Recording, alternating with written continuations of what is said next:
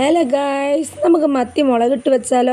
അതിന് വേണ്ടുന്നത് കറിവേപ്പില, തക്കാളി, ഇഞ്ചി വെളുത്തുള്ളി പേസ്റ്റ്, സവോള, മെയിനായിട്ട് വേണ്ടത് മത്തി. ഇത്രയും സാധനങ്ങളാണ്. അപ്പോൾ നമ്മളിവിടെ ഒരു ചട്ടി ഞാൻ ചൂടാക്കാൻ വേണ്ടി വെച്ചിട്ടുണ്ട്.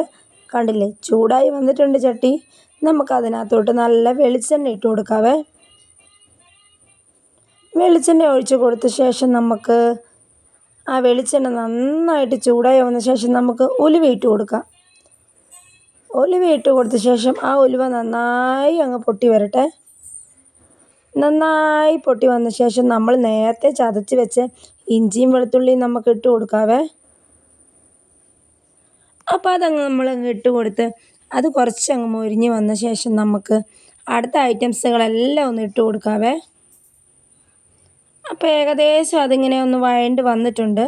നമുക്ക് ബാക്കിയുള്ള ഇട്ട് കൊടുക്കാം. സവോള ഇട്ട് കൊടുത്തു. സവോളയുടെ കൂടെ ഞാൻ കറിവേപ്പില ഇട്ട് കൊടുത്ത്.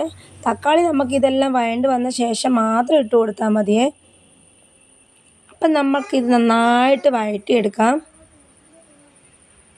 കണ്ടില്ലേ, നന്നായിട്ട് വഴണ്ട് വന്നിട്ടുണ്ട്. നമുക്ക് അതിനകത്തോട്ട് തക്കാളിയും കൂടി ഇട്ട് കൊടുക്കാവേ. അങ്ങനെ തക്കാളി ഞാനിവിടെ രണ്ട് മുഴുത്ത തക്കാളി എടുത്തിട്ടുണ്ട്. അത് ഞാൻ ഇട്ട് കൊടുത്തേ. അത് നന്നായിട്ട് വാടി വരട്ടെ.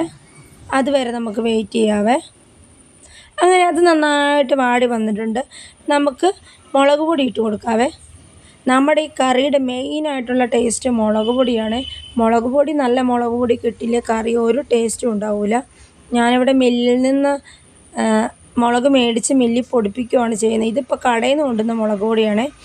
എന്നാലും കുഴപ്പമില്ലാന്ന് തോന്നുന്നു കണ്ടിട്ട്. എരിവുള്ള നല്ല മുളക് പൊടിയാണ്. അപ്പം മുളക് പൊടി ഇട്ടിട്ട് നമുക്ക് നന്നായിട്ടൊന്ന് മിക്സാക്കി കൊടുക്കാം. അങ്ങനെ അത് നന്നായിട്ട് മിക്സാക്കി കൊടുത്ത ശേഷം നമുക്ക് ആവശ്യത്തിന് വെള്ളം ഒഴിച്ച് കൊടുക്കാവേ.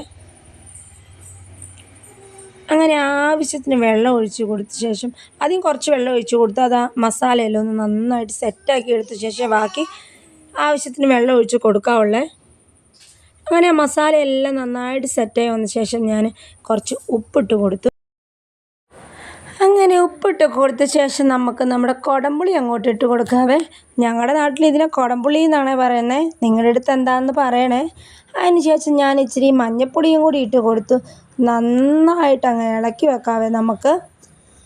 അപ്പം നന്നായിട്ട് ഇളക്കി വെച്ച ശേഷം അത് തിളയ്ക്കാനായിട്ട് നമുക്ക് വെക്കാവേ. അപ്പം അതവിടെ ഇരുന്ന് തിളയ്ക്കട്ടെ. അങ്ങനെ നോക്കിക്കേ, നന്നായിട്ട് തിളച്ച് വന്ന ശേഷം നമ്മുടെ മെയിനായിട്ടും നമുക്ക് ഇട്ട് കൊടുക്കാം നല്ല കുഞ്ഞമ്മത്തി. അങ്ങനെ മത്തി നമുക്ക് ഇട്ട് കൊടുക്കാവേ. അങ്ങനെ മത്തിയെല്ലാം ഇട്ട് കൊടുത്ത ശേഷം നന്നായിട്ട് തിളച്ച് വറ്റി നമ്മുടെ മീൻകറി ഇപ്പോൾ ഇവിടെ റെഡിയാവേ. അപ്പോൾ അത്രയേ ഉള്ളൂ മുളകിട്ട് വെച്ച് നമ്മുടെ മീൻകറി. Okay, bye bye.